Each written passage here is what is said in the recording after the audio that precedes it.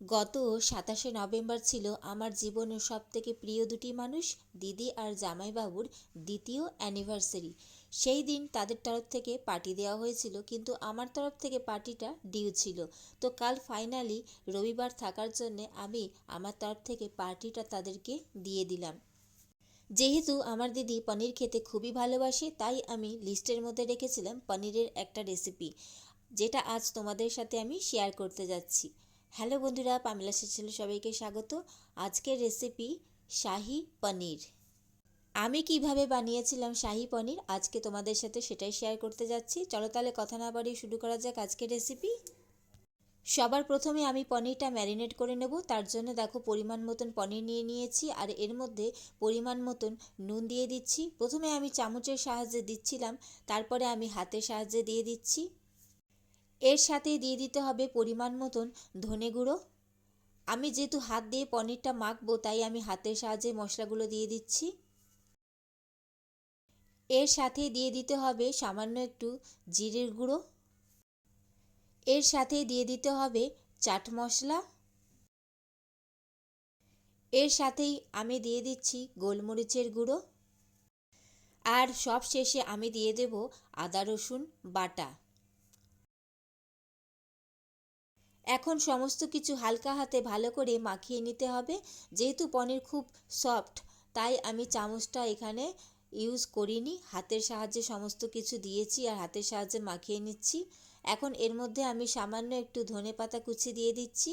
ধনেপাতার এখানে শুধু পাতাগুলো আমি নিয়েছি, ডান্ডিগুলো আমি কিন্তু ইউজ করিনি, সেটা তোমরা পরে দেখতে পারবে।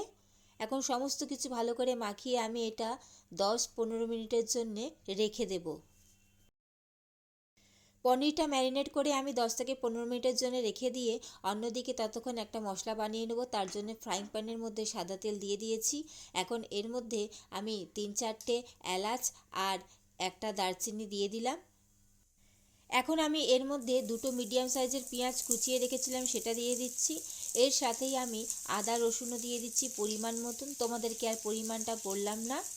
আর এর সাথেই ঝাল অনুযায়ী কাঁচা লঙ্কাটাও আমি একেবারেই দিয়ে দিচ্ছি। এগুলো বেসিক্যালি খুব একটা ঝাল হয় না, ঝাল ছাড়াই হয়। আমি জাস্ট একটু ফ্লেভারের জন্যই কাঁচা লঙ্কাটা দিয়েছি।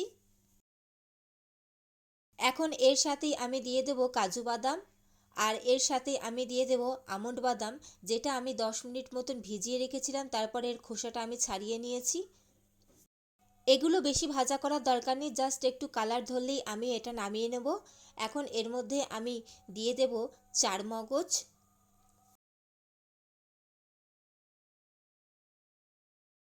এখন এর মধ্যে আমি দিয়ে দেব ধনে পাতার যে ডান্ডিগুলো আমি রেখেছিলাম সেইটা। পাতাগুলো আমি ম্যারিনেটে ইউজ করে নিয়েছি।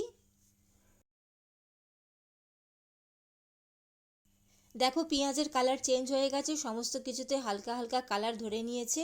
এখন আমি গ্যাসের ফ্লেমটা অফ করে এগুলো তুলে নেব আর মিক্সার জারের মধ্যে ঠান্ডা হতে রেখে দেব।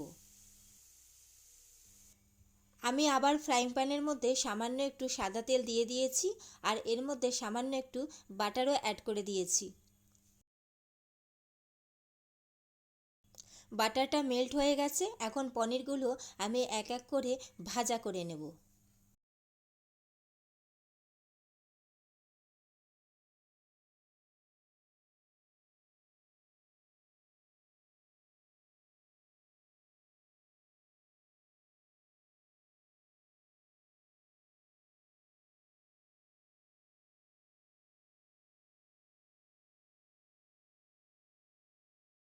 যেহেতু পনির খুব সফট, তাই খুব সাবধানে পনিরগুলো ভাজা করে নিতে হবে। বেশি ভাজা করার দরকার নেই, হালকা একটু কালার ধরলেই হবে। দেখো এক পিঠ ভাজা হয়ে গেছে, আর এক পিঠ উল্টে দিয়েছি, ঠিক এই রকম হালকা হালকা ভাজা করলেই হবে।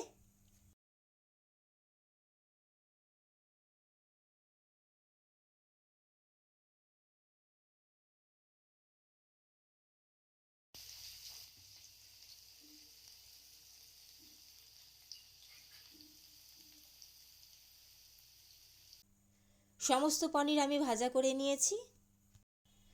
অন্যদিকে পেঁয়াজটাও ঠান্ডা হয়ে গেছে। এখন মিক্সার জারের মধ্যে আমি নিয়ে নিয়েছি। এর মধ্যে আমি সামান্য একটু টক দই দিয়ে দিচ্ছি। 2 টেবিল চামচ মতন আমি টক দই দিয়েছি। এখন জল ছাড়া এটা আমি ভালো করে পেস্ট করে নিয়েছি।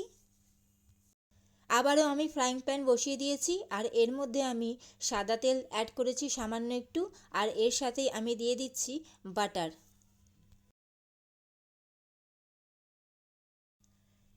পেঁয়াজের যে পেস্টটা আমি বানিয়ে রেখেছিলাম সেটা এখন আমি পুরোটাই এর মধ্যে দিয়ে দিচ্ছি।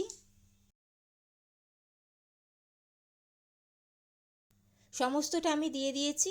এখন ভালো করে আমি নাড়াচাড়া করে নেব যতক্ষণ না এটা থেকে তেল ছাড়ছে। বাড়িতে কোনো অনুষ্ঠান হলে বা কোনো স্পেশাল দিনে তোমরা এই রেসিপিটা একবার ট্রাই করে দেখতে পারো। আর যেহেতু এখানে টক দই দেওয়া হয়েছে, কিন্তু আমি যেহেতু অল্প পরিমাণে টক দইটা ইউজ করেছি তাই এটা টক একদমই হয়নি।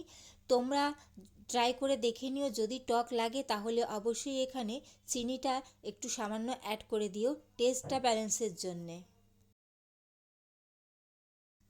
দেখো মশলাটা ভালো করে কষানো হয়ে গেছে, তেল ছেড়ে দিয়েছে। এখন আমি এর মধ্যে ফ্রেশ ক্রিম দিয়ে দিচ্ছি 2 টেবিল চামচ মতন। ভালো করে এটা নাড়াচাড়া করে নিতে হবে। আমার চ্যানেলে আরও অনেক রেসিপি আছে বন্ধুরা, তোমরা চাইলে সেগুলো দেখে নিতে পারো। ভালো লাগলে, আমাকে যোগ্য মনে হলে অবশ্যই আমার চ্যানেলটি সাবস্ক্রাইব করে আমার পাশে থেকো। এখন আমি এর মধ্যে মিক্সারের বাটি ধোয়া জল দিয়ে দিচ্ছি, যার মধ্যে আমি মশলাটা পেস্ট করেছিলাম।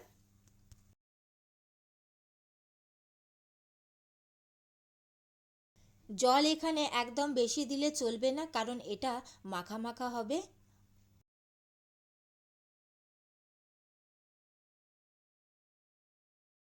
এখন গ্রেভিটা ফুটে যাওয়া পর্যন্ত আমাদের অপেক্ষা করতে হবে। গ্রেভিটা দেখো সুন্দর করে ফুটে গেছে। এখন ভেজে রাখা পনিরটা সমস্তটাই এর মধ্যে অ্যাড করে দিতে হবে।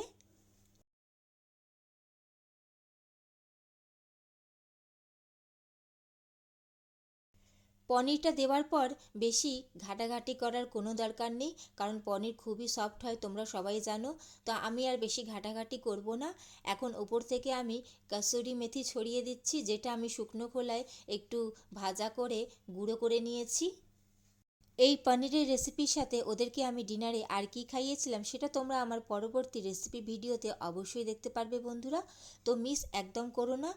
আর মিস না করতে চাইলে, রেসিপি পেতে গেলে অবশ্যই আমার চ্যানেলটি সাবস্ক্রাইব করে আমার পাশে থেকো বন্ধুরা। ফাইনালি রেডি হয়ে গেল বন্ধুরা আজকের আমাদের সুন্দর একটা রেসিপি শাহী পনির। কেমন লাগলো তোমাদের সেটা অবশ্যই কমেন্ট করে জানাবে। ভালো লাগলে লাইক কমেন্ট শেয়ার করে দিও এবং অবশ্যই আমার চ্যানেলটি সাবস্ক্রাইব করে আমার পাশে থেকো বন্ধুরা।